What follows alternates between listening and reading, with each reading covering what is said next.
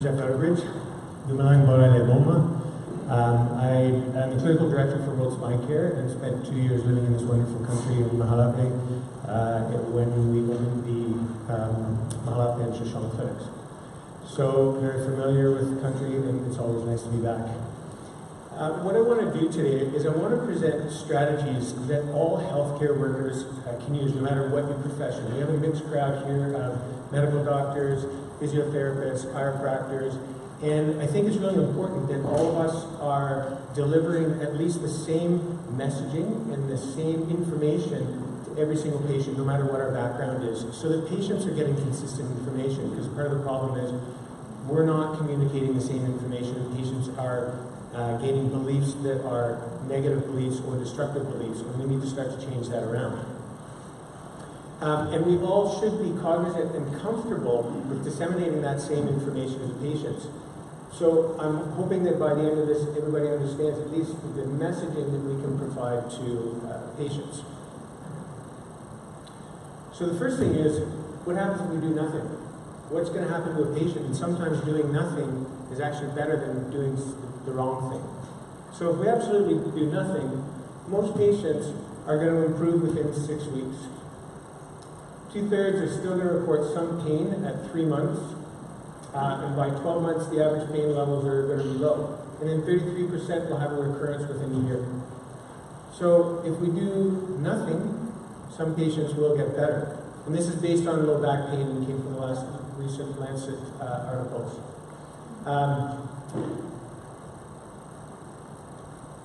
So this is more how I see patient care occurring within a healthcare system in most countries right now. Patient presents to primary care, and that could be a nurse, a medical officer, a physiotherapist. And in fact, primary care provider isn't really comfortable with back pain. Then the patient, they often end up getting medication, or they might be sent to manual therapy, but if the manual therapist isn't really comfortable with back pain, then the patient doesn't really end up getting any adequate care, and then they get bounced around to another part of the healthcare system, and if that doesn't work, they get bounced somewhere else. And as Scott was saying earlier, if somebody is bounced through the medical system, those costs are going to go up. If they end up in secondary or tertiary care too soon, the costs are going to go up. But also, the longer the patient is in care and the longer they have that pain, the more likely they are to move towards disability and chronicity. So timely care is also really important. And often, those who aren't comfortable with back pain, they can't come up with a real diagnosis. And everybody's taught, well, we have to have a diagnosis. So if you don't have a diagnosis and you're a medical officer or a nurse in the front line, you're going to refer to somebody else who you think can provide a diagnosis, and often it's that secondary or tertiary care person. And they're then going to maybe use imaging or blood tests or whatever to try to come up with a diagnosis. But the diagnosis of low back pain is quite complex, and often it's not definitive. We need to become comfortable with that uncertainty, and in the sense that we try to find a way to manage that uncertainty. Because otherwise the patient just gets bounced around the healthcare system, and that's really not going to do them any service. So by giving the patient the wrong messaging, we can actually make the patient worse, and likely move that patient again towards more chronicity and disability. Research has found that communication by health providers resulted in negative beliefs, including a belief that pain has an anatomic structural cause and increased pessimism in future outlook. This is that over-medicalization that the others were talking about. As well, these negative beliefs seem to originate from interactions with healthcare practitioners and may be grounded in radiological findings. So if you're a patient and you've just had an x-ray and you go into your doctor and the doctor says, you have degenerative disc disease, how are you going to feel about that, as opposed to the doctor saying, you have normal wear and tear of your spine, age-related, everything's fine? That sort of messaging becomes very important. You're still telling them that they have degenerative changes, but how you frame it becomes very important. So furthermore, these beliefs seem to be long-lasting and resistant to change. So if the patients have those beliefs for a long time, it's going to be hard to change their beliefs. And suggested that disabling low back pain may be partly iatrogenic. However, the patients, they're presenting with those beliefs and expectations, and sometimes they're not consistent with best practice, and they're kind of forcing the doctors to do imaging or do tests that they really want. And you as a practitioner, you need to realize that taking an image or doing a blood test, very active taking an image, is going to lead to poorer outcomes. And so you need to be very careful in when you select those images. And then, as everybody else has said beforehand, that what they see on the image is going to affect how they feel about their pain and how they behave according to that pain. So this more illustrates that biomedical model where there's some offending input.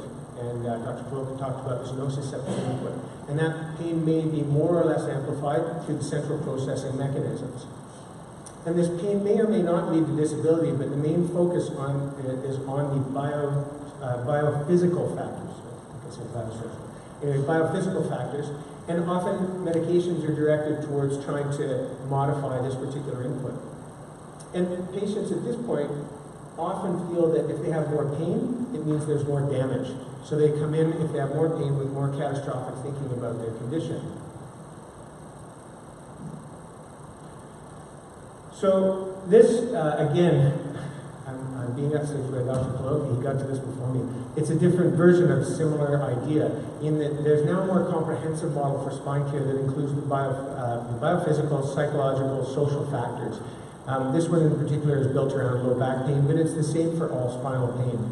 And it highlights the multifactorial nature and the need that we need to focus on health management, not just pain management. And that old medical model was, let's just focus on the pain and try to get the pain down. But this is more a health management model. And because everybody in this room has a role within that general health management of the patient, everybody in this room has the possibility of impacting the patient in some way. And this also seems to be similar in all countries. So, where can you as a frontline healthcare worker have impact? The biophysical can be addressed through exercise, medication, manual therapy, but the social, psychological, and the comorbidities can be addressed through counseling and key messaging. And that's really what I want to talk about most today. So this is more look at that revised concept. Scott also presented something similar to this, that funnel model. But let's look at what a care pathway should look like in a country. Most spinal disorders are non-specific, and they can't be reliably attributed to any underlying conditions such as cancer, infection, and so on. And the majority of patients can be effectively managed at the small clinic level or primary contact level with minimal training in the diagnosis and management of spinal conditions. And successful triage improves the chances that the right treatment is provided to the patient at the right time. And again, in the end, only 1 to 2% of patients really need surgery. So in Botswana, primary contact can be that MO or the nurse or physical therapist, and depending on their level of training in spine care, if they don't have the confidence, there are primary spine practitioners here now through the World Spine Care Program that will triage and now make sure that only about 5% of the patients end up in surgery and only 1 to 2% actually need the surgery. And this is a much better use of our resources. So some of the psychosocial risk factors that we're talking about, and these will help identify patients that are more at risk of disability or chronicity and may inform decisions and outcomes. One of them is depression, and Margarita went over these as well. Depression, catastrophizing, anxiety and stress. Beliefs and attitudes about the back pain, function and coping abilities, and the anticipation that passive treatments instead of active participation will help. They're really worried about their pain, they want you, the clinician, to do everything, and they don't really want to get involved, or don't feel that it's important for them to get involved. So the psychological and social factors can act as barriers to that recovery, and their risks are increased when more than one of these risk factors is present. Some other risk factors and triggers for low back pain are prior episodes of low back pain. Those with chronic conditions such as asthma, headache, and diabetes are more likely to report low back pain. Smoking, obesity, low levels of activity.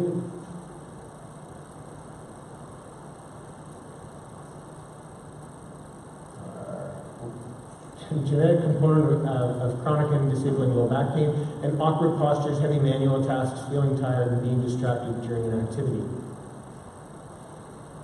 So what are some of the barriers to recovery? Belief that pain and activity are harmful, and it's important to let your patients know that hurt doesn't necessarily mean harm. Sickness behavior, such as extended rest, early return to work, and early return to activities is exceptionally important. A lower negative mood or social withdrawal. Treatment expectations that aren't consistent with best practice. Problems with claims or compensation. History of back pain, time off or claims. And problems with work, low job satisfaction, heavy work, and unsociable work hours. Overprotective family and lack of support. So in terms of treatment, what can you now do for your patients? Reassurance is really important. Advice to stay active and early return to work. That's one message that all of us should have down pat by the time we walk out of here. Education should take into account the general favorable nature and history of acute spinal pain. Most patients experience substantial improvements in the first 4 to 6 weeks. So in general, it is going to get better.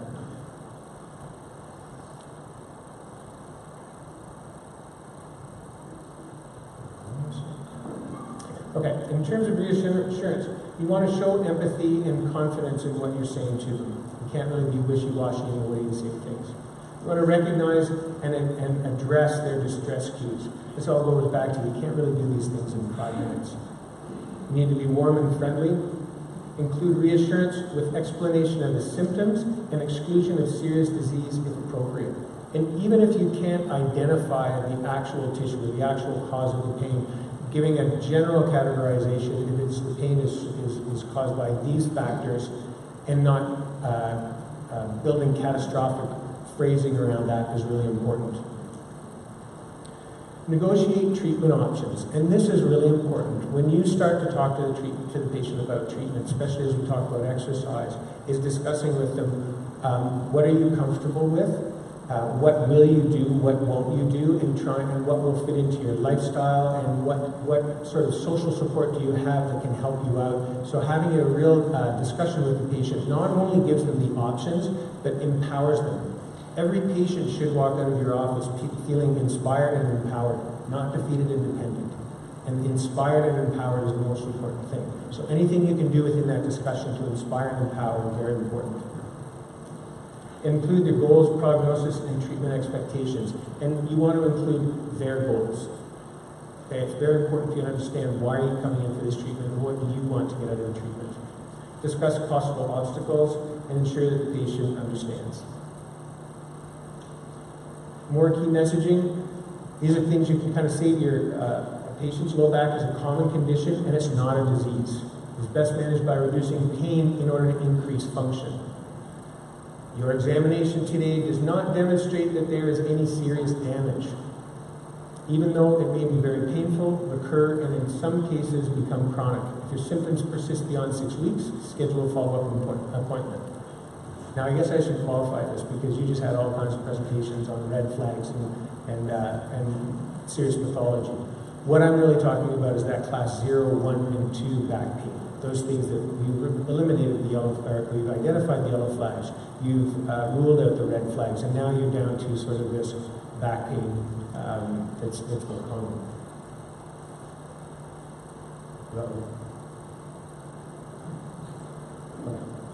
Imaging tests like X-rays, CT scans, and MRIs are not helpful for recovery or management of acute or recurrent low back pain unless there are signs of serious damage. We've heard that message before.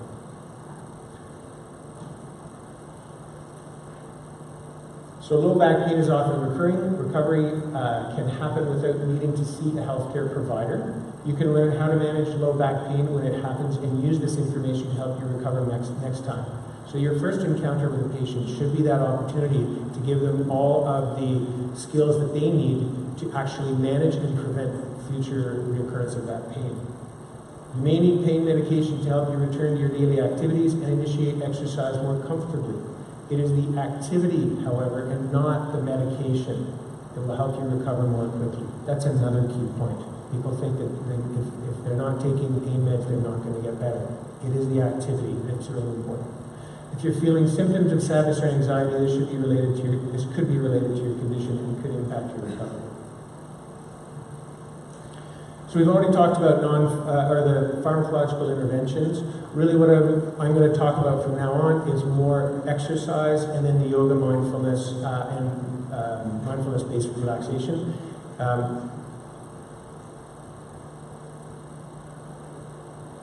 And in terms of active self-care interventions, yoga and Tai Chi, and the next presentation is going to be by Erin Moon, who's going to talk to you about yoga, and she'll be talking about mindfulness. As well, aerobic exercise and specific exercises actually for low back pain and neck pain.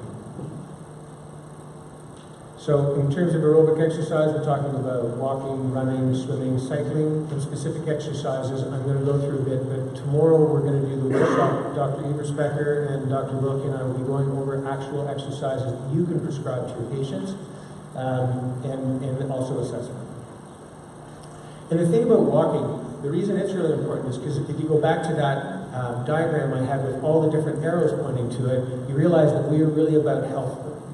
Treating back pain is about health management, not pain management.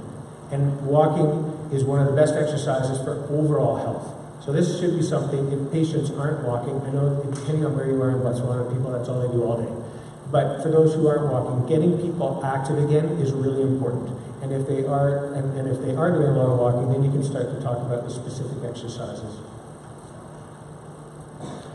And again, we'll be going over these, but there are specific neck exercises, and then also specific low back exercises. We've just highlighted a few here. Now, on our website, there is a link to the core back tool. It's under resources. And when you go under resources, you click on the core back tool, and inside of that, you will find a series of neck exercises and a series of low back exercises. And you can print those out and you can use those in your practice as well. There are certain exercises we want to avoid. Certainly sit-ups. Sit-ups has been taken out of the Canadian military for a few years now. Also standing forward folds, and then leg lifts and leg lowers, certainly with your hands away from your hips, are three things that you should just definitely avoid, and that's other good information you can tell your patients. And in terms of manual therapies, I'm not really going to go into it because we're going to have a demonstration of spinal manipulation and mobilization. But these are the evidence-based manual therapies for the management of back pain and neck pain, massage, soft tissue therapies, and acupuncture. So what I want to play for you now is a video. And this video is a really excellent patient information video and clinician information video that covers a lot of what I've just talked about. It's by Dr. Mike Evans from Canada. And it again is also linked on our website. So if you go to resources, you can find this. Hi, I'm Dr. Mike Evans, and today we're talking about lower back pain, a problem that people often take care of themselves, but even then it's still one of the top 2 reasons people visit doctors, and responsible for up to 40% of all missed work days.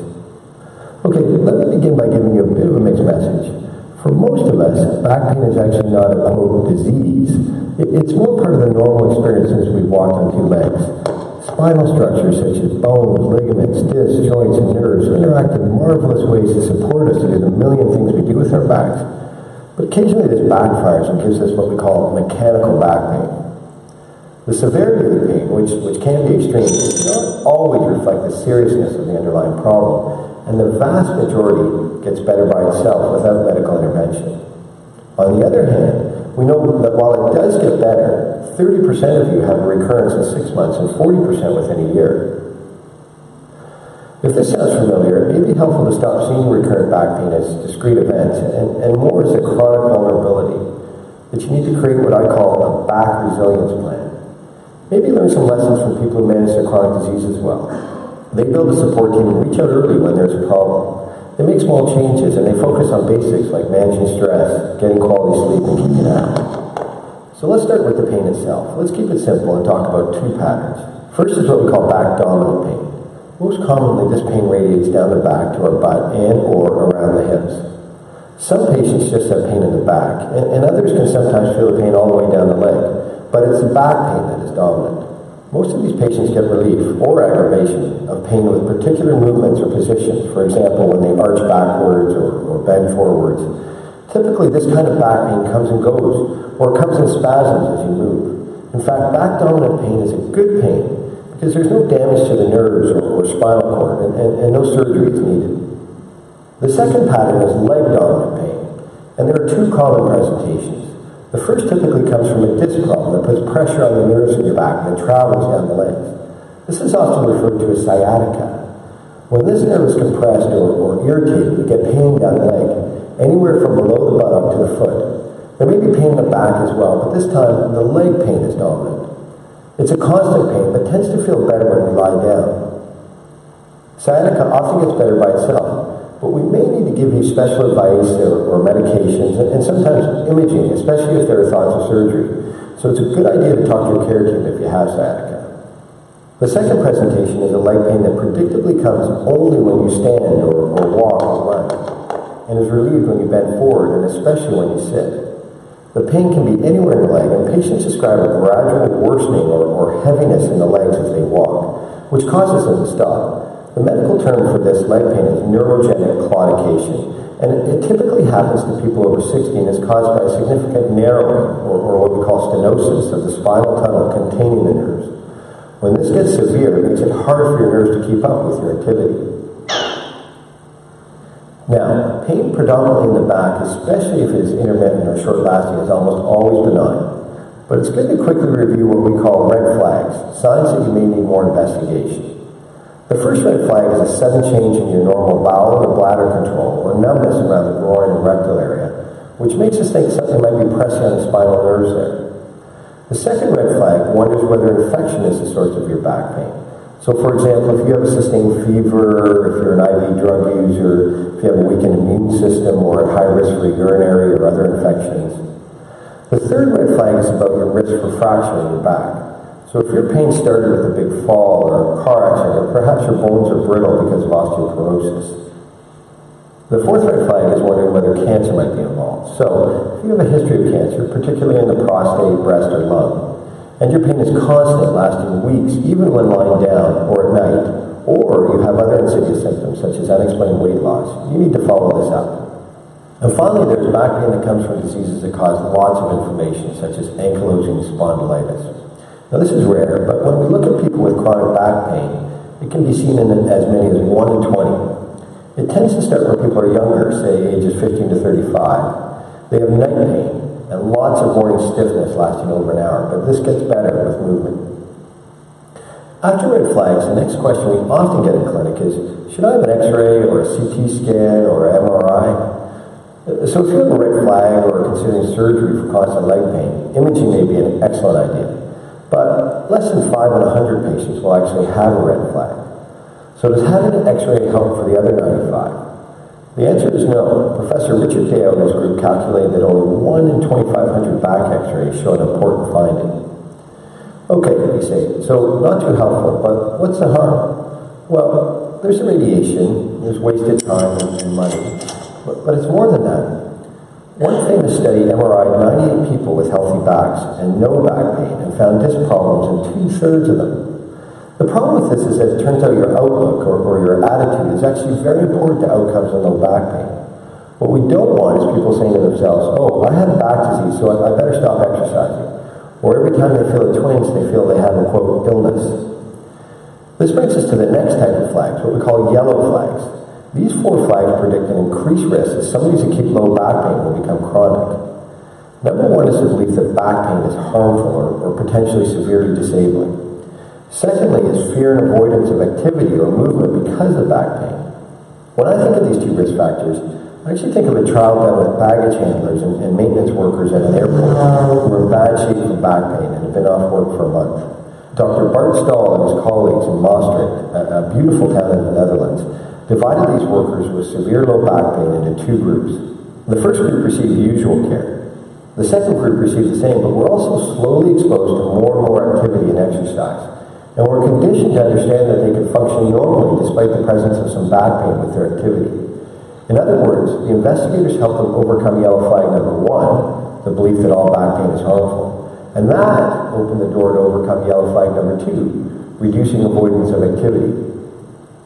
It was mind over matter. If the worker didn't mind some pain, the back pain actually didn't matter. The third yellow flag was a tendency towards low mood and isolation, which is so true of all chronic diseases. And the fourth yellow flag was a strong expectation that passive rather than active treatments will help. Believe me, you just need to sit there and have therapists work on you rather than owning the fact that it's not just the therapist that needs to do the work. You do too. So now you know what to watch for. Let's end with what works for back pain.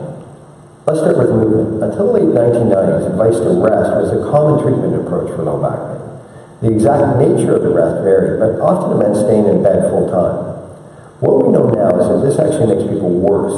Sometimes people with back pain do have to rest, so for example with more severe sciatica. But people who don't move at all do worse. Motion is lotion. Over-the-counter medications can really help, and I think one of the key ways these work is to reduce pain so that you can keep moving. Other things that demonstrate effectiveness for pain relief include spinal manipulation, typically by a chiropractor or an osteopath, massage, and even acupuncture. These therapies combined with exercise can be considered active therapies and are often done by your local physiotherapist. Some exercise strategies may be effective once your pain is reduced, like Pilates or yoga, to improve your core or trunk strength. But the benefits are hard to prove in research trials. Treatments like spinal manipulation or acupuncture should not be done indefinitely. Most of the trials maxed out at 8 to 10 sessions and often less. If they don't work for you initially, more treatments will unlikely benefit. Two other approaches that have been proven to work, especially for more chronic back pain, are cognitive behavioral therapy, changing the way you think and therefore behave around low back pain, and being taken care of by what we call a multidisciplinary team, a team with different skill sets. We see this often in medicine. Complex problems seem to rarely find a solution in one place. Okay, let's step back and summarize. First, you need to know that the prognosis for acute low back pain is excellent. Only about 1/3 of patients with back pain seek medical care, so most improve on their own. Over time, up to 90% of patients we do see with acute low back pain recover. The first episode may be brief or last several weeks, but it does go away. Unless there are red flags, these people do fine by acknowledging the pain but not focusing on it, by keeping moving and perhaps having some active therapy, but there is no need for x-rays or other imaging. Generally, less is more with this type of back pain. Although there is less high-quality data to support this, many patients often respond to small changes, such as modifying their workstations, taking breaks from sitting, or improving their posture. For those with chronic or recurrent pain, the outlook is still good. Primary care samples suggest that 1/3 of patients are substantially improved after just a few weeks, and 2/3 after a few months. But with recurrent or chronic back pain, we both need to work a little harder to get you better. As I mentioned earlier, seeing this vulnerability and developing a resilience plan for your back that might include yoga or Pilates or specific exercises that fit with your back pain pattern. Walking, reconsidering your attitudes, and having some people you can turn to early for active therapy can all help. So in the end, back pain is actually not that much different than a lot of things in life. Your mindset and daily habits are critical, and so is self-knowledge.